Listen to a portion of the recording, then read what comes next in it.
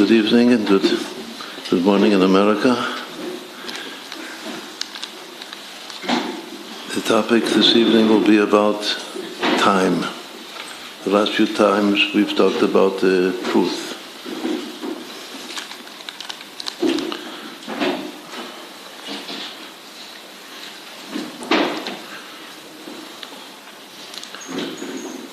One of the most precious things that we've received from the Creator of the universe, from Hashem, is the gift of time. That we're given time to use it to its fullest, to live full days. Orach Yamim, which means a length of days, a long life, means not just many, many days, physical days, but it means to fill each day of one's life with the content, with the Torah content, with truth. So that's already a relation between truth and time.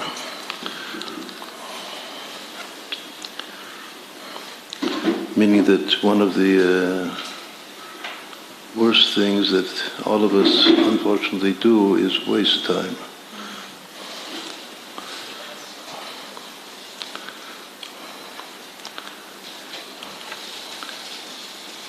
So the very concept, the very thought of wasting time, of losing an opportunity to do something good, to learn, to daven, to do a mitzvah,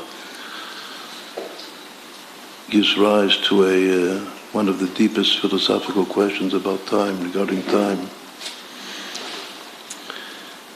Is there such a thing as empty time?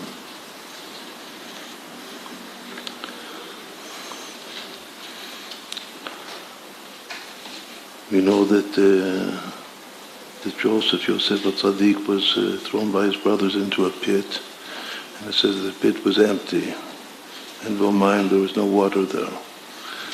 But since it was empty, it invited into it snakes and scorpions, so Chazal say. So that has to do with the vacuum of space. What about the dimension of time? Is there such a thing as a vacuum within the coordinate of time? Because physically space is three-dimensional and time is one more dimension.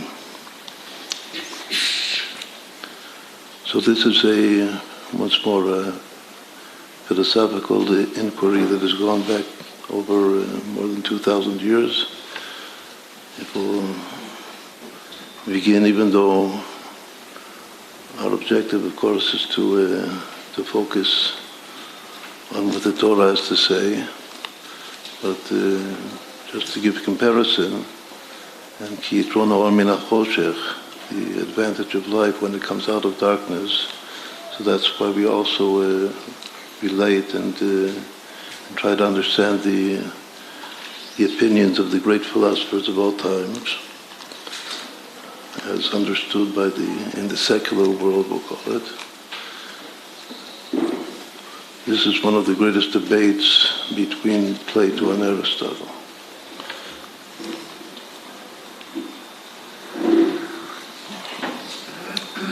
And Plato says that there is absolute time. Because time exists, time is a reality, is an ontological reality. Meaning that you can have time without anything else, all by itself.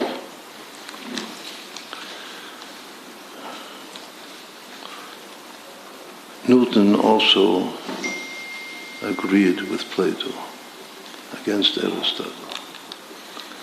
Aristotle said that no, that time is called reductionism versus absolutism. The time reduces simply to events that happen and to motion of things that move. And if there are no things and no motion, there is no time. Time does not exist by itself.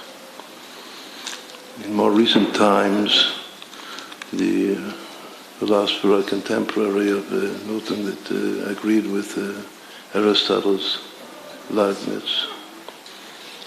So actually, this first inquiry that we're discussing this evening is Plato and Newton versus Aristotle and Leibniz in the secular world.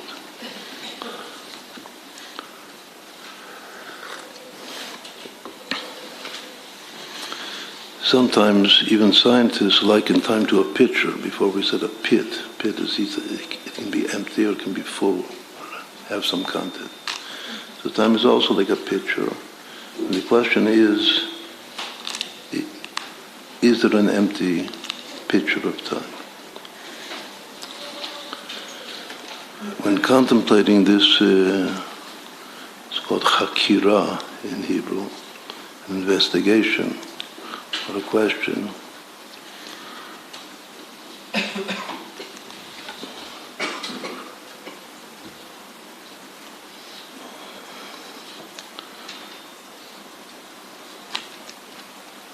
What would it be like to have empty time? What is it called? It's the word vacuum we used. What else is it? If the whole world, say, this whole room, everything, the word that they use is froze. Everything freezes. We all just temporarily stop. Total cessation. Stop breathing. Stop moving. Does time continue to flow? Or does time stop with our freezing? With everything freezing? That's one of the way that it's phrased.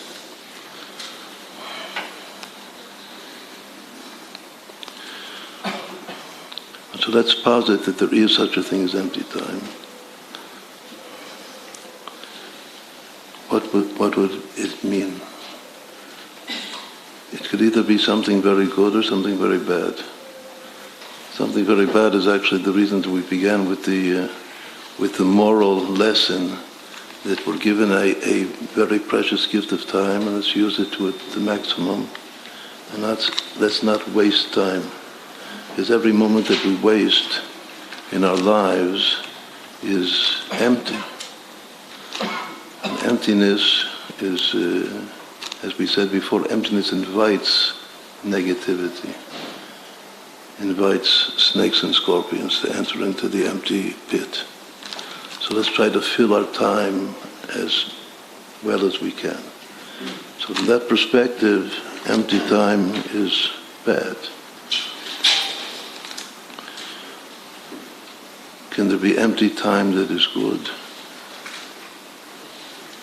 Let's take an example from the famous story of Chazal, that Choni HaMa'agel went to sleep for 70 years. And then he woke up after 70 years and he found the world totally different, a new generation, maybe even 2 generations later. He couldn't fit in with the people of the new generation, so he just preferred to die. But where was he for 70 years? But his time, at least his physical time, stopped. He was asleep. He froze. He froze for 70 years. Deep froze. And then he was revived. He was the same as before. Where was he? Where was his empty time? He wasn't wasting his time. So what was he doing? What does it resemble? It resembles what the Baal Shem Tov called, or did, and referred to, and actually said that we also have to learn how to do it ourselves. Aliyat Neshama, that the soul ascends to some other plane altogether, some other world altogether, and down below the soul leaves the body. That's why a person that experiences such an experience of elevation of soul, it's actually very dangerous for him, because he might not return. as for the Baal Shem Tov himself, in the famous experience that he describes in his letter to his brother-in-law, that he did an aliyat neshama, an elevation of soul. He went up to the chamber of Mashiach, asked Mashiach, when are you going to come? And he was so involved and actually so happy up there that down below it looked like he had left the body altogether and was not going to return. Until they told him up there that we want you to return because we have pleasure in what you do below when you learn and you give over the Torah that we have taught you. So the Mashiach says to the Baal Shem Tov.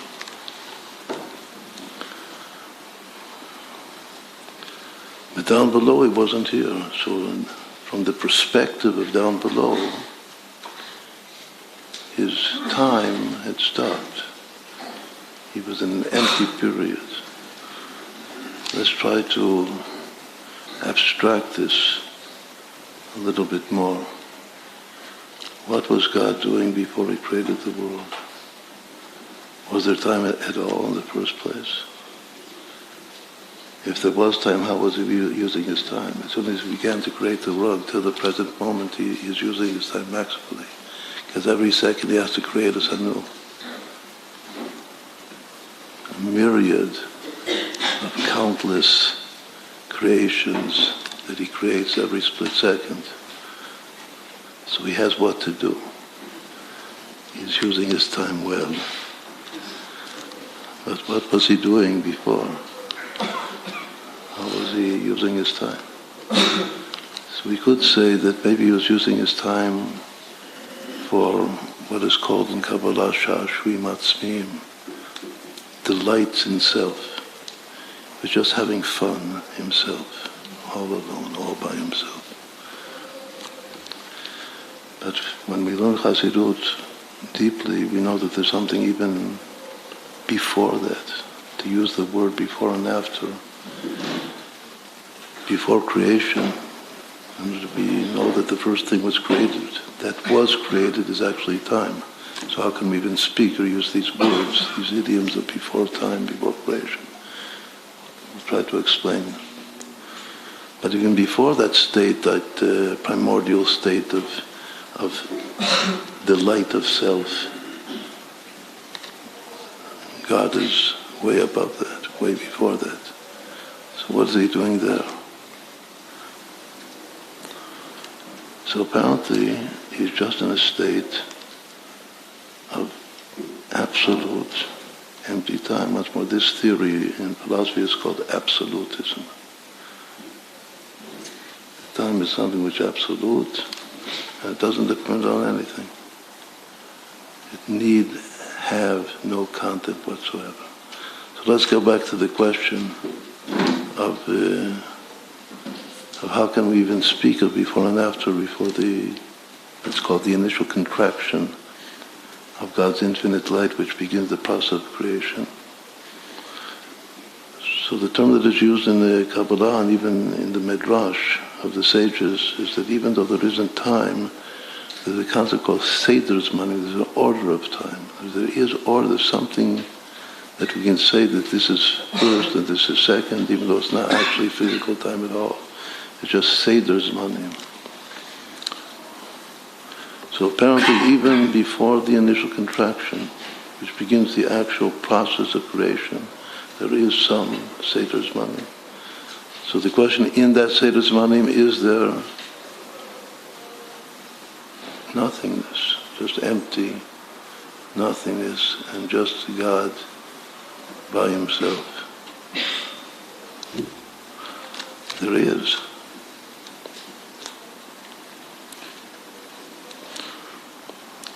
So actually what we just said now is that, going back to Plato and Aristotle, that the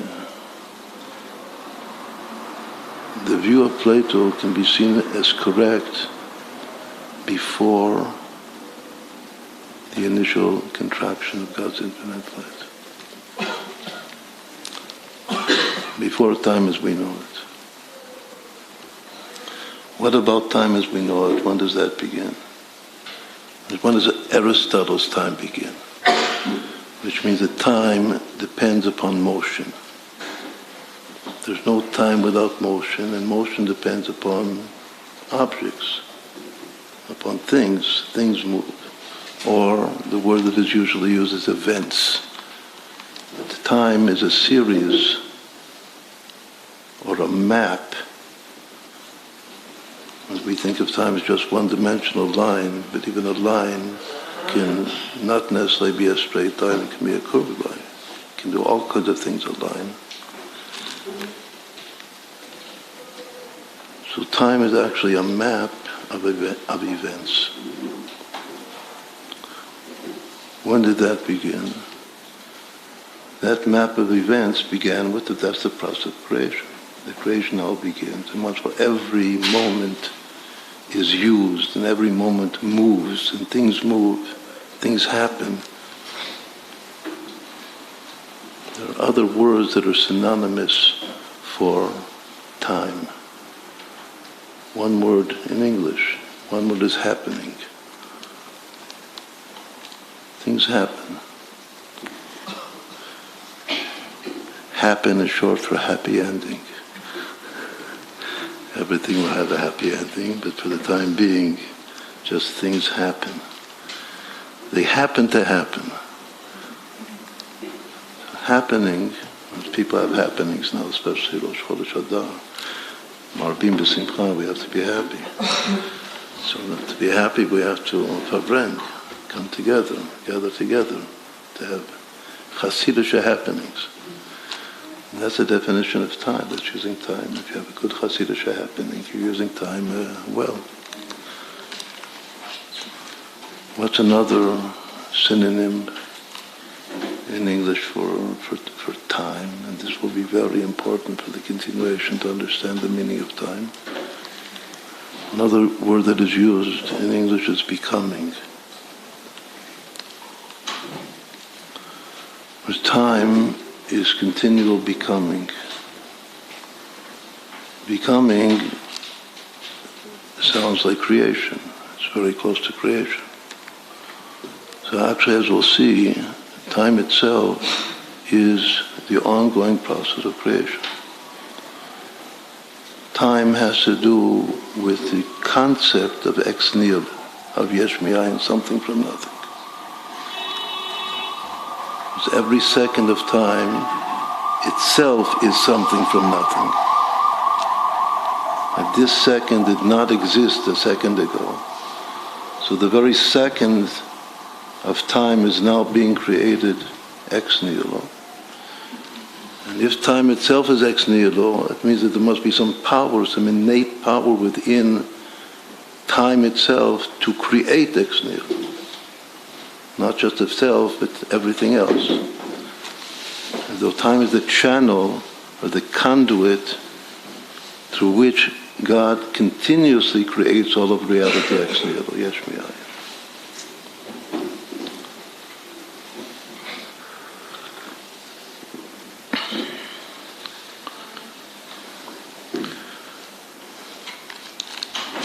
The first thing that happened, or that became, after the initial creation of the infinite light, which is to create actually a pit,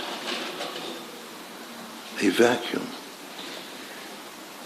So for 1 second there's a vacuum, but immediately, instantaneously with that vacuum, begins to appear a line. And the line begins to move. The way it's pictured is begins to move downwardly. If the line begins from the top of the circle or the top of the sphere, which is a vacuum, it begins to descend. So there's already motion. Motion is good enough for Aristotle to be time. Something is becoming, something is happening.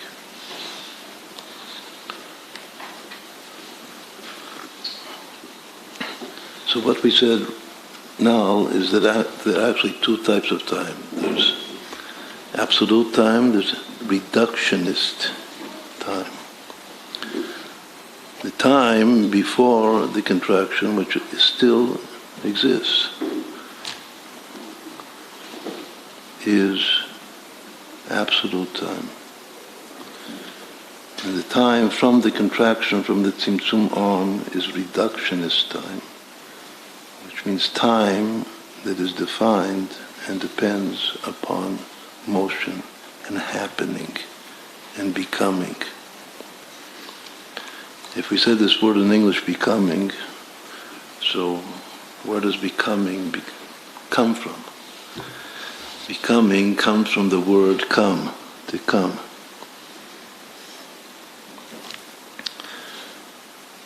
Things are always coming.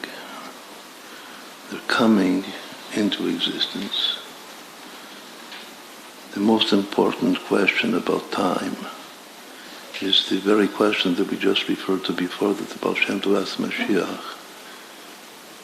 When, Eimatai, the question of time is when. Just like the question of place, of space, is where. Two basic questions, when and where. So the most important when that Jews ask, should be asking every day, when, is Eimatai Ka'atimar, exactly the question that Baal Shem Tov asked the Mashiach. When are you coming? But when are you coming is like, when are you becoming?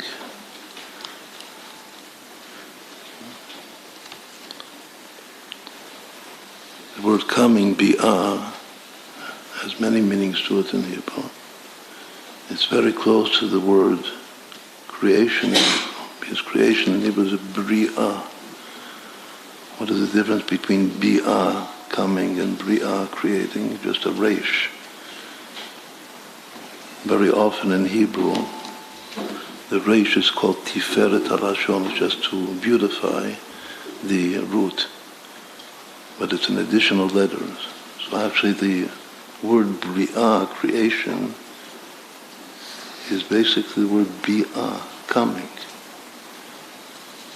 Just like in English, the things are coming into existence continuously. That coming and becoming process begins from the initial contraction of Hashem's infinite light. And then this ray that is projected into the vacuum. That ray is the coordinate, this is the way we explain it for years and years, that ray of light in Kabbalah is the one-dimensional coordinate of time.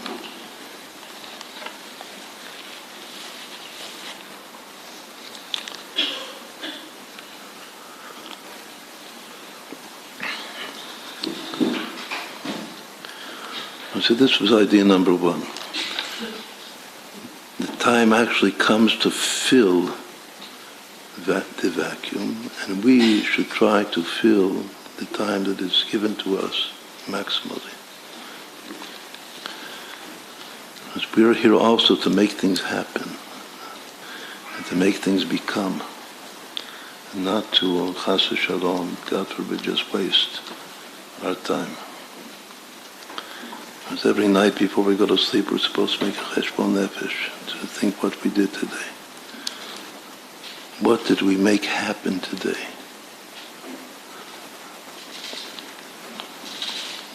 What did we make become today? That every becoming is a little coming of the Mashiach. A little revelation of that spark of Mashiach in me is the coming and the becoming of every day of our lives.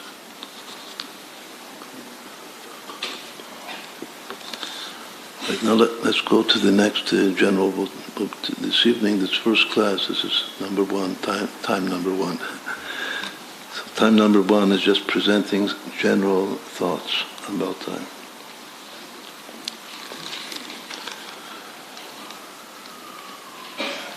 Time is,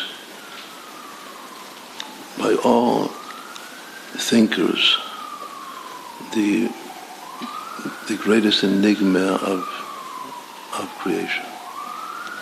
No one understands, no one can conceive actually of what time is. it's such an enigma at time that it's not even clear that it exists. That's why there are many philosophers that don't believe in time, don't believe that it exists in the first place. I can't see it, I can't hear it, I can't taste it, I can't smell it, I can't touch it. I have no access to time whatsoever. It's not like space. Space, I see. But time, I don't see at all. Maybe it's just a figment of my imagination. So there are many philosophers that do think that time is a figment of our imagination. It's purely subjective. It's purely in the gavra, in the terminology of the Talmud. Something which is purely subjective is called gavra. Something which possesses ontological, objective reality is called chefza. Is there such a thing in the first place, a chefza, an objective reality of time? Maybe not. Maybe it's just a subjective illusion.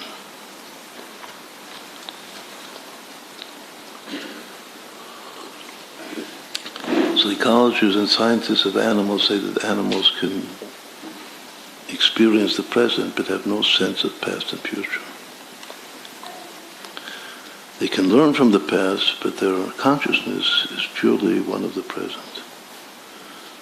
The only animal that thinks that there is a past and a future is the human animal, the human being. Something special about the human being. So this brings us to the second general thought, that once more, time itself is the deepest mystery of creation. Are there other mysteries of creation that we can add to time? The second mystery of creation is life. But nobody really understands how life became, how life happened. Now whoever takes even evolution and 13.8 billion years seriously, the greatest scientists know that it's not enough time for random selection to create life. So where does life come from? Well, life is a mystery. A rock, I experience, but life, an organism, organic matter, how it came into being. But for a person that believes it's simple, God created it. But if I want to try to understand what life is, chayim, it's mysterious. On the one hand, life follows time. How does life relate to time, especially to Aristotelian time? Because one of the definitions of life in the Torah is kol chaim mitnoea. Anything which is alive moves. The most basic phenomenon about life is that it's in motion. There's something very special about the motion of life, that it's an alternating current, a pulsation of run and return.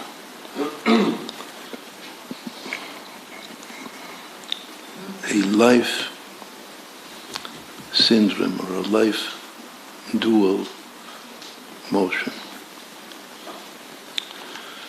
So since time has to do with motion, maybe life comes out of time. People always say that everything becomes from time. But maybe specifically we can we can deepen our understanding and understand that life itself is a result of time. Time becomes life. Then you ask the question, how long does one live? Does everything live its lifespan? Is there some third, if we have two mysterious things in the world, in creation, is there some third mysterious thing? Yes, the third is consciousness, is mind, intelligence. But you can be alive, but you don't necessarily have to be intelligent living being.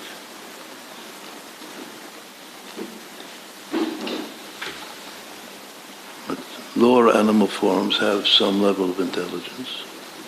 Even plants have some level of intelligence.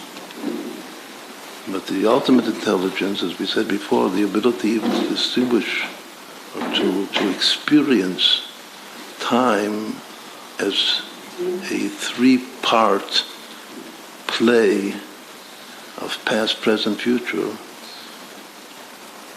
is part and parcel of the human intelligence, the human mind.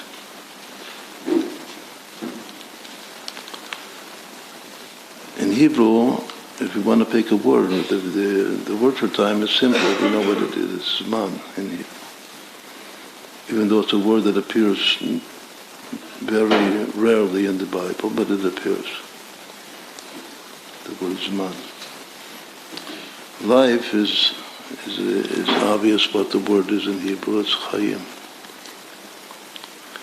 As far as intelligence, we could have many different choices. It could be Seichel as intelligence. It could be Da'at is consciousness. But usually the most general, the generic word for intelligence is Chokhmah, is wisdom. Even though we know that we have three different powers of the mind, Chabad, Chokhmah, Binah, and Da'at. But the general word for intelligence is Chokhmah in the Torah. Now, life and wisdom are also very related to one another. There are two very important verses. One verse says that that wisdom gives life.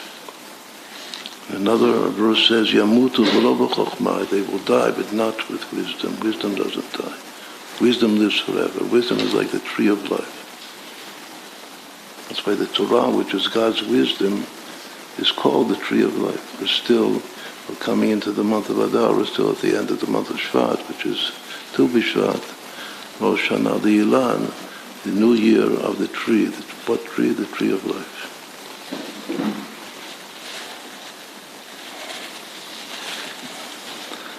So actually there are three mysteries of creation. And they're all related. They all begin with time. Time, it's hard or impossible to imagine reality without time. To imagine a universe without life is easy. To imagine a universe without the wisdom, without intelligence, and without consciousness is also easy. No problem. Just a bunch of rocks or a bunch of galaxies.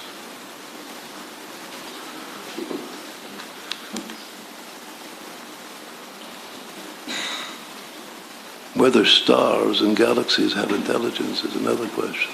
But for the modern mind, the galaxies is just a bunch of rocks. No intelligence, no life. But yes, time.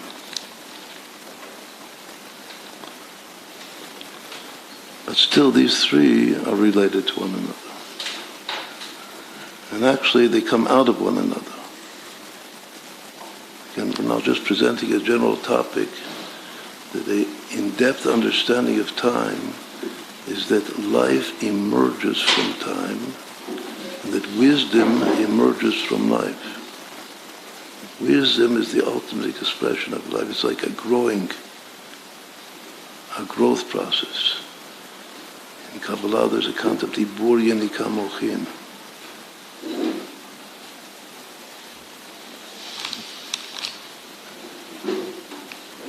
First one is in the womb, then one is born from the womb and nurses, and then one matures. There's something about time, which is simply the womb state.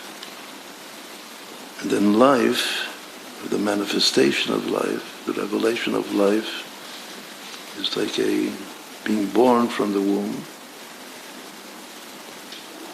and beginning to grow. But the maturity is called mochin, is intelligence. It's like a three-stage process, from just time itself to life to mind, to wisdom. The three mysteries of creation.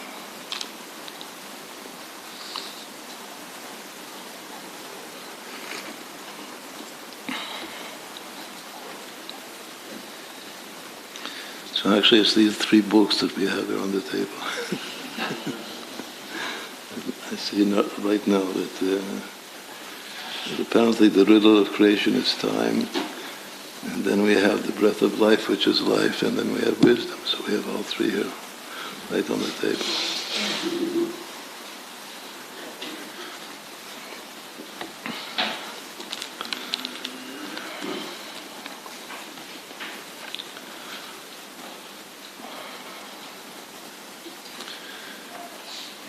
If time was once when life and wisdom go together, and they're easier to actually conceive. Time is the hardest. It's the first stage, is once more, it's reality pregnant.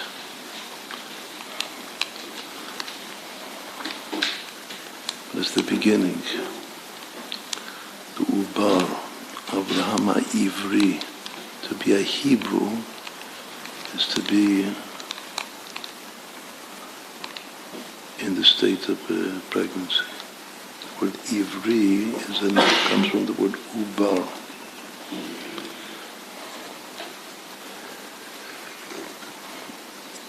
Ubar is a fetus.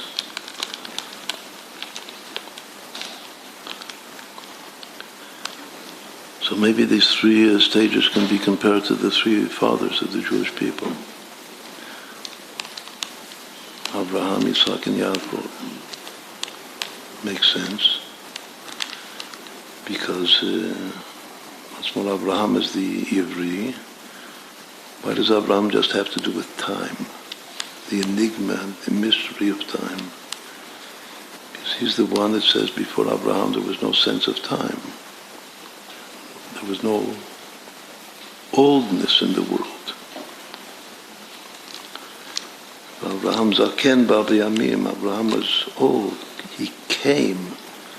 What's the word what we said before for time? Time is coming. He was always coming into days. Baba Yamim, that's the verse.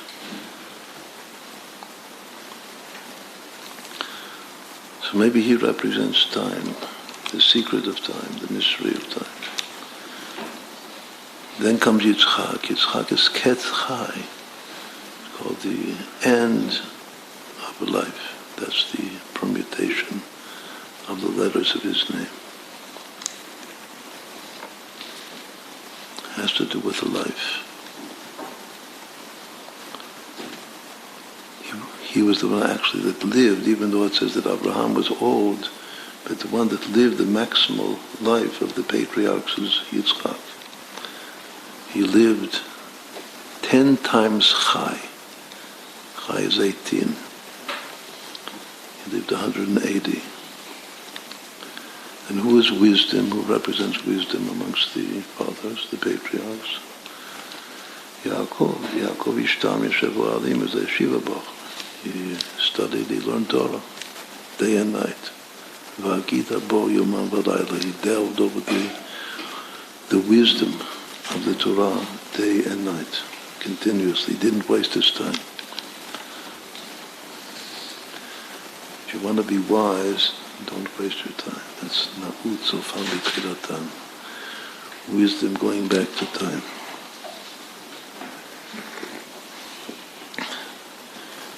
In the terminology of Kabbalah, where do these three concepts come from? Time, life, and wisdom. So wisdom we think of as the brain power, the moach, which is referred to as wisdom, chokhmah. But what is its origin? In Kabbalah, the origin of wisdom is in the lore of the three heads of the crown, of the supernal superconscious, which is actually the head of will. The term in Kabbalah is mochastima or chokhmastima, the concealed wisdom within will of the soul. What is the origin of life? Life in Chassidut is identical, is synonymous with the pleasure principle, with ta'anug. We learned this from the verse Ki imcha mekor chayim in Psalms 36. It says, "With you is the origin of life," and it's translated or interpreted to mean, "With you is the origin of pleasure." So life is pleasure. If we go back to our patriarchs, the one that represents pleasure and laughter, which is the sense of this coming month of Adar, is Yitzchak. Tzchok asa le'elokim. So if the origin of life is the pleasure of the crown, the second head is called the pleasure of the crown, Meisha Da'ayin. And the origin of wisdom is actually the third head of the crown, which is will that has within it this concealed brain, the concealed wisdom, the origin of wisdom, the place from which all flashes and insights of wisdom come. So what does that mean as far as the highest, the first head of the crown, which is called simple faith? Simple faith in the soul is the origin of time, the ultimate origin of time in the soul. Even the word zman, time in Hebrew, is short for zeh, man. That man itself is the two-letter root of faith. And zeh man actually equals the word faith, emunah. So we can say very simply that you have to believe in time, because it's not so clear that there is time in the first place. So if we really would think that there is time, it means that we believe that there is time. A person has to believe also that he has enough time to do what he has to do in his life. So you have to have time to accomplish your shlichut, your mission in life. Everything begins with faith. Faith in God, that God gives us, first and foremost, He gives us time. Enough time to do what we have to do.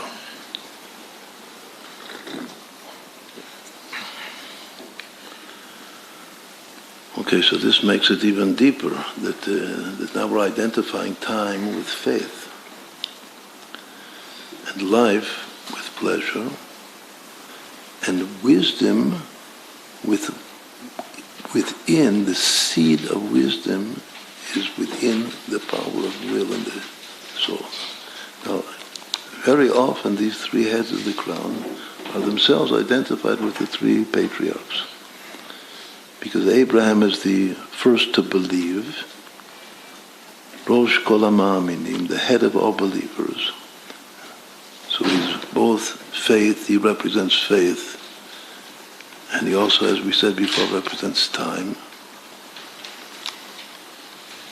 And Yitzchak, once more, he is both pleasure and life. And Yaakov is both wisdom, that he learns Torah, and also will. But he possesses will. Will, in the context of the Torah, will are the commandments of the Torah. Of whom does it say that he, in particular, in detail, performed all of the Taryag, all of the 613 commandments of the Torah, in any situation whatsoever, even in a difficult situation. Im Lavan garti v'taryag mitzvot shamati, it says about Jacob, that I lived in exile, the most difficult situation with Lavan Arami, my father-in-law, but I kept all of the will of the Torah, all of the Taryag mitzvot, the 613 commandments of the Torah. Of Abraham, it also says that all the fathers kept the Torah even before it was given. But the emphasis of the keeping the 613, that's said in particular about Jacob, about Yaakov.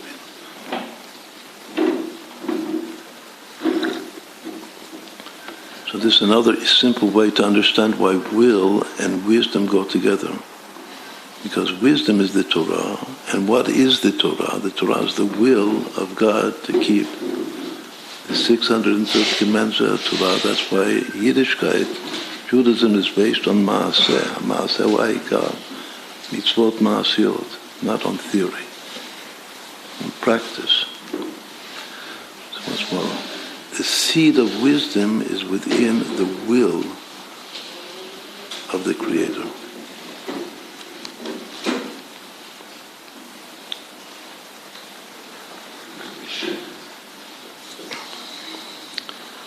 So now let's turn to one final general concept about time.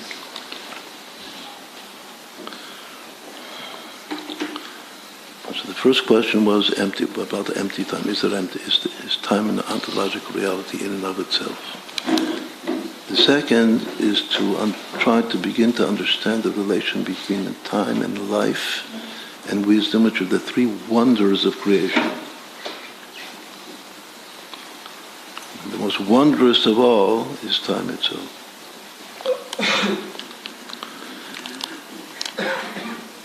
The third thought is perhaps the most important philosophical inquiry about time. If I posit that there is such a thing as time in the first place, it's not just an illusion. What about the three parts? We said before that the human mind identifies and distinguishes, differentiates between three parts of time, past, present, and future.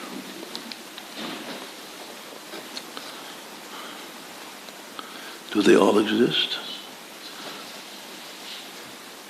Right now, are they real? Are they ontologically real? Maybe just one of them exists. Maybe two of them exist. Maybe all three of them. These are the three basic philosophical takes on time. The three theories of time, as understood nowadays in philosophy, are called presentism, the growing past or the growing universe theory of time, or eternalism. Most philosophers that, as do many philosophers in our times, stand in awe of science, which I'm saying it slightly sarcastically.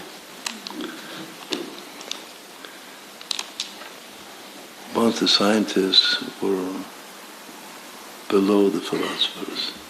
Now the philosophers look up to the scientists and have to match their philosophic inquiries with all the weird things that science comes up with. One of which is relativity theory. So those that stand in pure awe of relativity, they are usually eternalists, philosophically regarding time, as we'll explain what that means. But there still are the more rational philosophers that are presentists,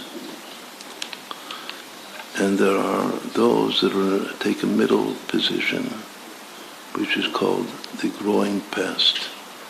So these were just words. Now let's try to explain, if we're not familiar with this terminology, what it means.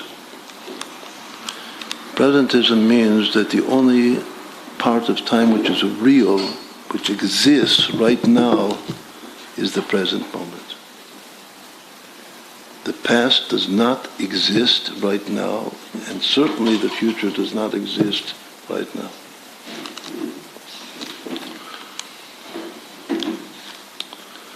This sounds like a phrase called Ma'amar HaChacham, a saying of the wise man. This is not a quotation from the sages, it's much later, but it's a commonly quoted quotation that Ha'avar Ayin, the past is nothing. There's no past. The past is over and done. Ha'atid Adayin, the future is yet to be. Since it's yet to be, it does not yet exist. It's only potential, it's not actual. It's all a rhyme, and this saying is a rhyme in Hebrew. Ha'avar Ayin, the past is nothing. Ha'atid Adayin, the future is yet to become. Va'oveh, the present moment is Geherapine, it's like an eye wink, the wink of the eye. It's a fleeting instant.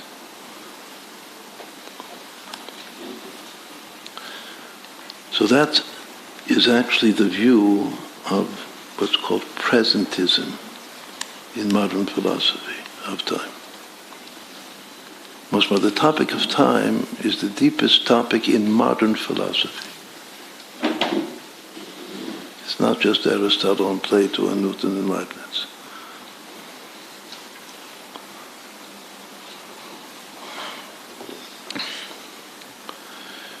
And it's also the place, more than any other place, that philosophy has to consider and meet and touch the most modern scientific theories.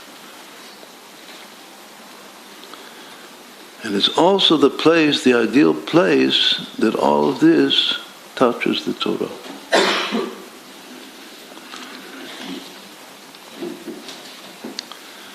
So what presentism is, that the only reality is the moment of the present, which also I cannot take hold of in any means whatsoever.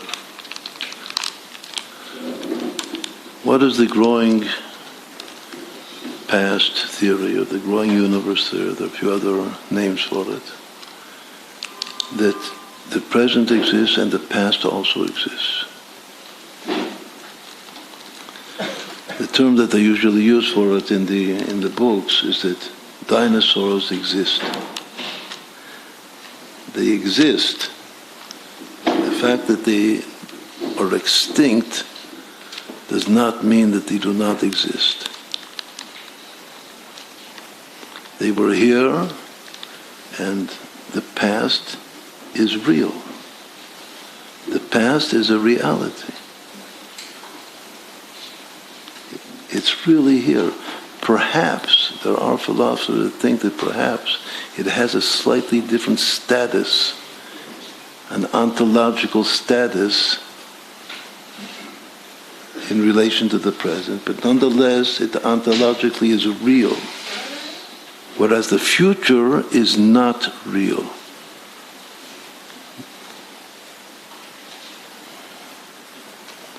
So this is position number 2, that the past exists together with the present. We can speak with certainty about the past. That history has reality to it. But what's going to happen, I don't know. And it really doesn't exist at all. What's one of the terms that's used for this position, for this philosophical position? The term is called the open future. Now, as soon as we come to this concept of the open, that the future is open, it's not closed. So actually we touched the deepest thing in philosophy. We touched the concept of free choice. That my free choice can change the course of events of the future and can change the future altogether.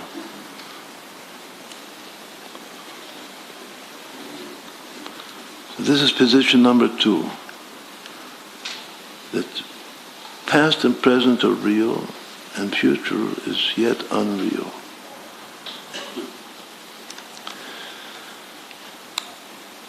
But what does it appear that Einstein meant and said and was mechadish, innovated in his particular theory of relativity?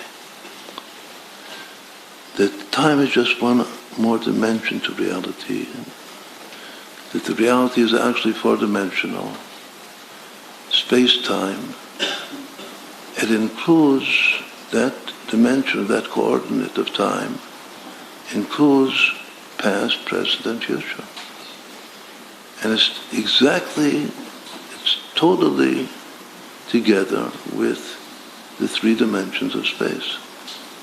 It's one space-time of 4 dimensions. This is called the block theory of the universe.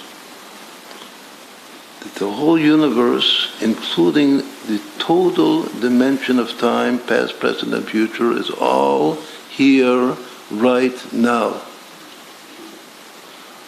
It's all one big block. It's just at every moment of time you can take a slice out of the block, and that slice is the reality of the present. But the block of all the infinite slices is present continuously. Meaning that the future is just as real and determined and specific, not potential, and not open, just as closed as is the past and the present. So obviously this theory appears to negate free choice, because it's all closed. The whole story is over. It's all the same. It sounds like fatalism, determinism. Nonetheless, the greatest scientists, those who are considered the greatest scientists, and once more the greatest philosophers who stand in awe of the greatest scientists, so they accept this position. And this position is called eternalism. What is the second position? The second position is that every moment the past is growing. Why is it called the past growth? We didn't explain the meaning of the term. The term is the past growth, or the universe growth theory. That time is a process of the past growing. Because every moment I'm adding another moment to the reality of the past. That history is progressing and is growing all the time. I'm taking from the open future, making it something real for one split second in the present, and then adding it to the past. And what's actually happening is that the past is growing. That's theory number 2. Right. So we have presentism, past growth theory, and eternalism. Is there any model, exact model in Kabbalah and Hasidut for these 3 theories of time? What we always like to do is to find a model. And when we find a model, then we can actually come to the, if we have here our forum of the greatest philosophers and scientists of the time, what we always would like to do is be able to say to them, Elu ve'elu divrei Elokim chayim. These and these are the words of a living God. And we just have to put you in place. That everything has its, if these are thoughts, that great minds have these thoughts. So there must be some place, just like we can say the Havda and Chazal, when there are different opinions, every opinion has its place. Sometimes we have to paskin to decide according to one opinion, but each one exists simultaneously. So the same thing is true for all arrays of intelligent opinion. And this is a classic example. The 3 theories of time regarding past, present, and future. Does only the present have reality to it? Or does the past also possess reality? Or is the future also just as real right now as the present and the past?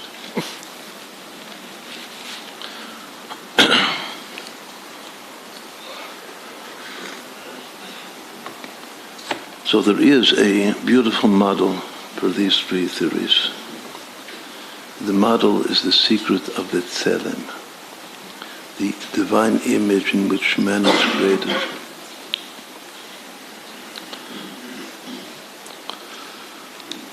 The word in the Torah is that when God came to create man, it says, we will make man in our image, according to our likeness. Then it says that Hashem, that God created man in his image. In the image of God he created him, male and female he created them. So actually the word image in the creation of man repeats 3 times. It's the most important word, Tselem. Now in Kabbalah, the concept of the Tselem is one of the most profound and important ideas that is analyzed and developed by the Aristotle, the greatest of the Kabbalists. And the understanding is that the 3 letters that comprise the word Tselem refer to 3 different levels of the soul of consciousness. Whether time is conscious, is just purely conscious, is subjective or subjective, that we have to further investigate or contemplate.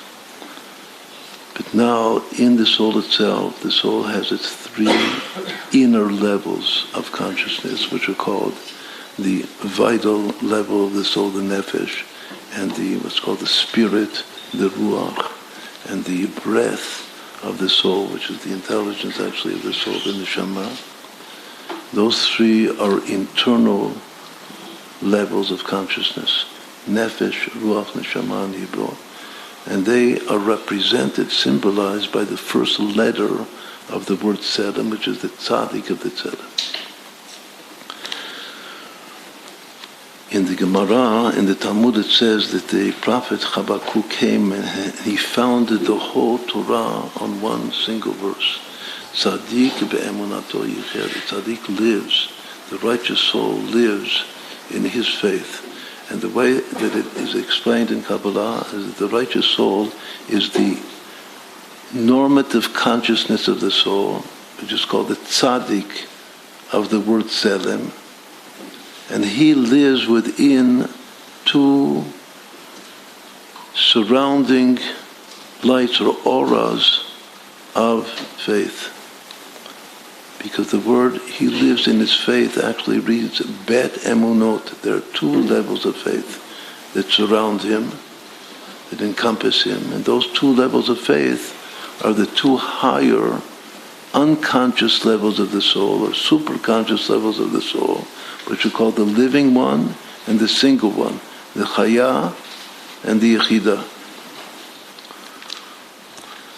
So the model that we're now going to say in short and develop it more, Mirz Hashem, in the further sessions,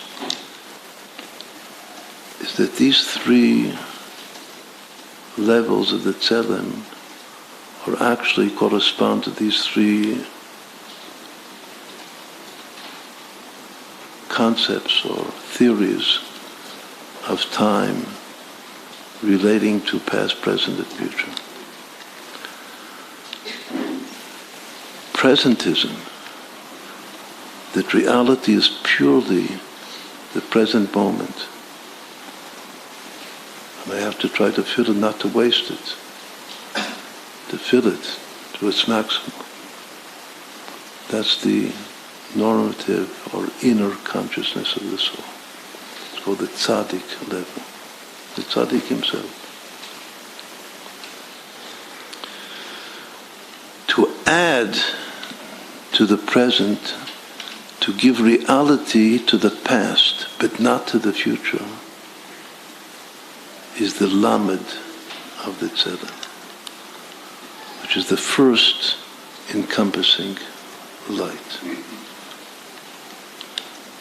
But to give reality to all three, which is called eternalism by the philosophers, identically is called the closed, what did we call it? It's a block universe. What letter in the Torah represents a block? It's a final mem. That's the final mem of the tzelem, which is called the level of the yechida, the single one. And at that level, we're in a state of eternalism. Eternalism is the way God sees it, because God knows it all. The way that I see it is a tzaddik. If I'm a tzaddik, I use my time well. There's an intermediate level. As the philosopher himself explained, the growth universe, or growth past theory, obviously believes in that there are four dimensions, but that the fourth dimension is not essentially connected and one with the three spatial dimensions. So actually the way the Arizal himself explains is that the lamed of the tzelem, which is equals 30, but it actually is 3. It's still living in a 3D world. But the mem of the tzelem is 4. It's a 4D world, which is a God world. Meaning that free choice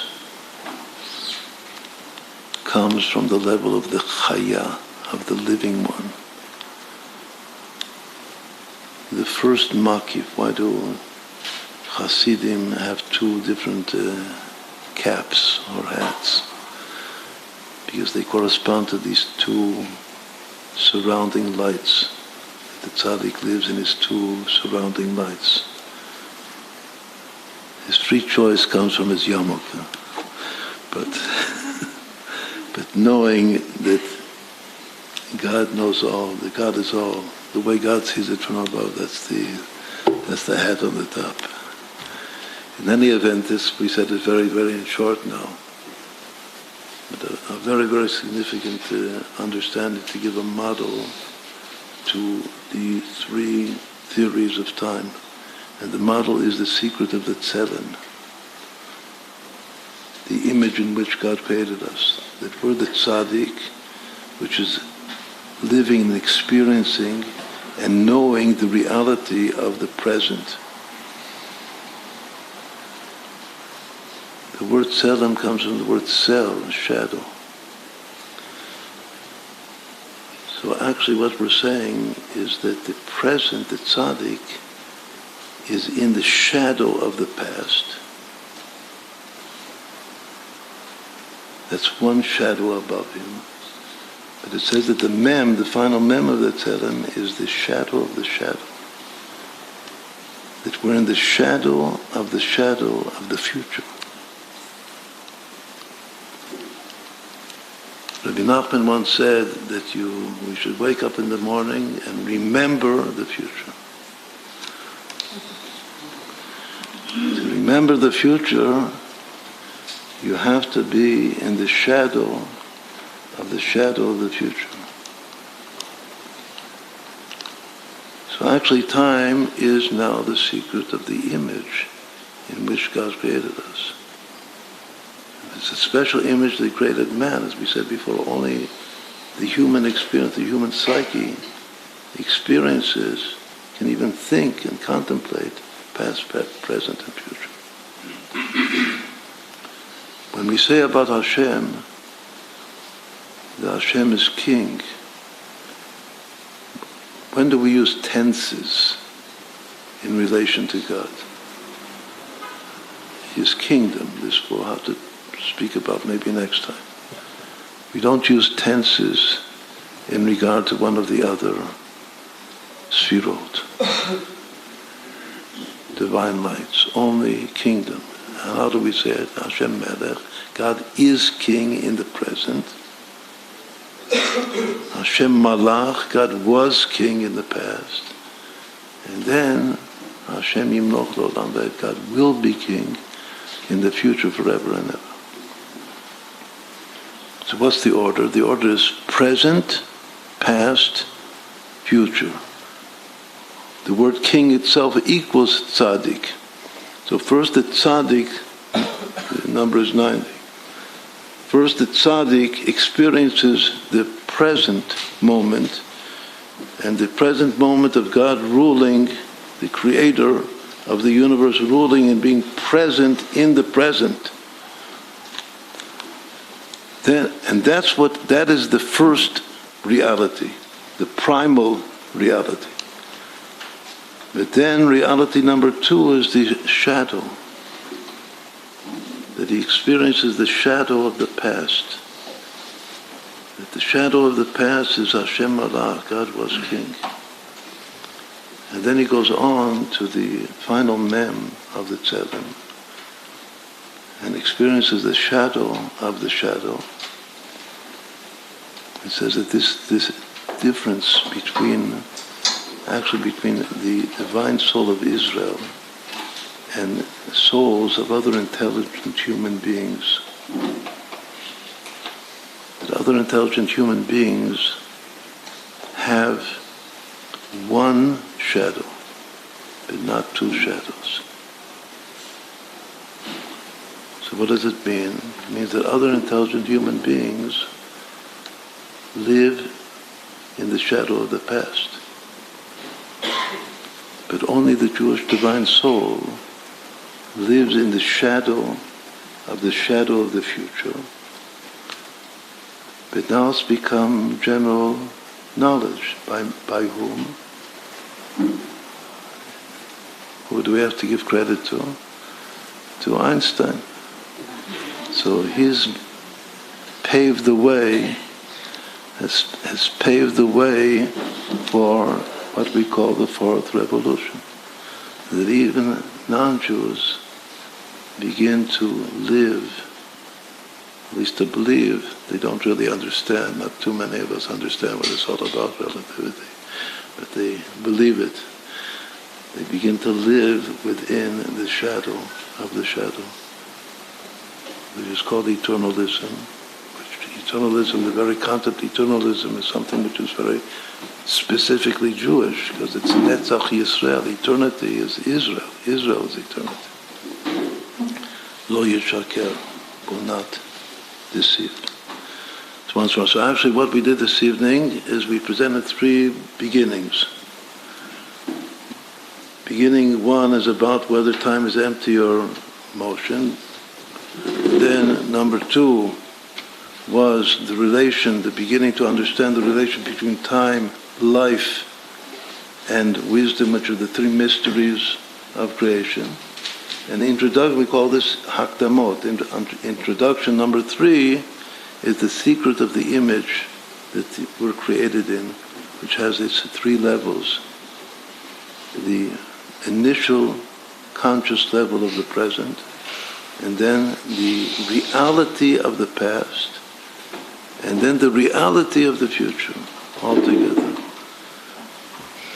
So, Mr. Hashem, by next time we'll already be in the future, in the good future.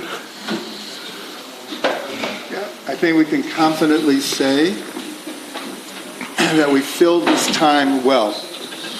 Bezrat Hashem. I could also say our time is up, but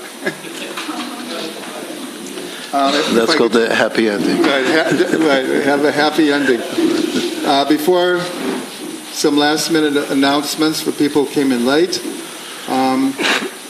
if I could just share kind of a flash, because the idea of Tselem, so we're created B'Tselem Elokim, and the gematria of Elokim is 86, which equals Kli Hashem, the vessel of Yud-Kei Vav-Kei. And as everyone points out, just like with Hashem Melech, Hashem Malach, Hashem Yimloch Li'olam Bo'ed, so the letters of Hashem's name are all the letters of time. Haya, Hoveh, V'yeh. Next time. Okay, that's next time. Okay, we want to just say again that the learning tonight was from Aliyah to Neshama for Esther Bat Yosef. She should have an Aliyah to Neshama from all the learning we did. Again, for people who came in late and who are watching all over, especially those people in New York and Toronto, that the Rav will be in New York, Bezrat Hashem, from March 17th through the 25th, and in those days is Purim. So those people in the greater New York area, make sure to tune in to the Galei Nai WhatsApp to find out where the Rav will be, all the details, but also that if you're in a position, there are still a few gaps in the schedule. For anyone who's in a position to help create a learning or an event, make sure to be in touch with the Galei Nai administration. And then on March 25th... If you're Aristotle, the time is events. Oh, right. Right. If you're Plato, you don't need the events. Okay. According to Aristotle, there'll be lots of happenings. Bezrat Hashem. And on March 25th, the Rav will be going to Toronto. So everyone out there from Toronto, they'll be there until the 28th. And again, a few gaps in the schedule. Those people who are in a position to help put together a happening for the Rav in real time, be in touch with the Galei Nai administration. One last announcement for people here is the English version of Abita, which is available, and Galei Nai is hoping that people will take them and distribute them in your Beit Knesset, your community, your neighborhoods. And for those people around the world, you can get these by email. They're being sent out now every week in English. And the last announcement are, especially for the people here, because they're not quite yet on the Galei Nai web store, are the three books on science and Torah: 137, The Riddle of Creation; The Breath of Life, Torah, intelligent design, and evolution, and the wisdom integrating Torah and science. This is time, life, and wisdom. Right there on the back table. So easy. Only 60 shekels, you can have it all. Good. 180 altogether, 10 times chai. The lifespan of Yitzchak. Okay, Chodesh Tov, everyone. The next one, someone has a calendar. The first Sunday of March is March 3rd. Mark your calendars, March 3rd, the first Sunday of March. Chodesh Tov, everyone. Tfilat Arvit. And now Tfilat Arvit, right over here.